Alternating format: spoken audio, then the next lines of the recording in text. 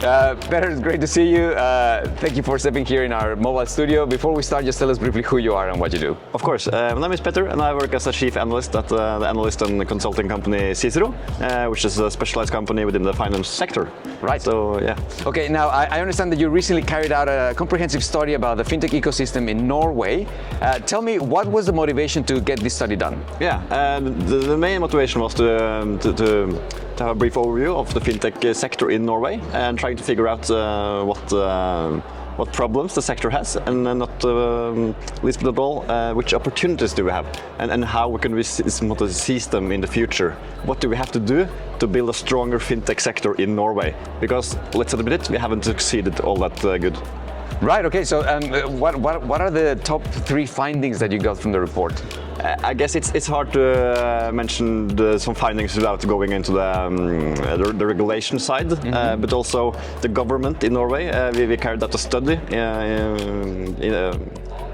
before the report, which stated that 80% of the respondees said that the government has little or not any knowledge about the fintech sector at all. Yep. So that they don't know what fintech is. And that's obviously a huge concern for the fintech industry.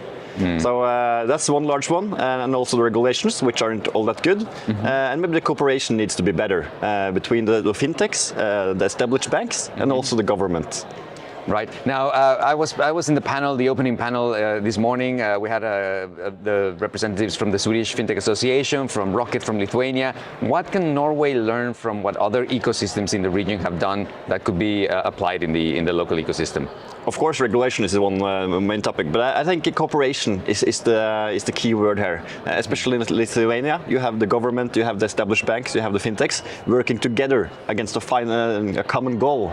In Norway, you have the established bank wanting to go in one direction, and the fintechs going in another direction. Right. Of course, there's our examples of cooperation, but we need to get better.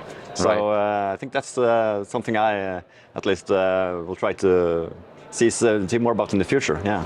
Okay, so those are really great findings. I think they're very insightful. What happens next that you realize that there's a gap between what the government is doing, between regulators and the cooperation in the ecosystem? How can Norway move that forward to make sure that that gets improved? As the political representative in the debate said, he was going to do these things for us. So let's hope that he gets selected, or someone else that want to be more fintech friendly.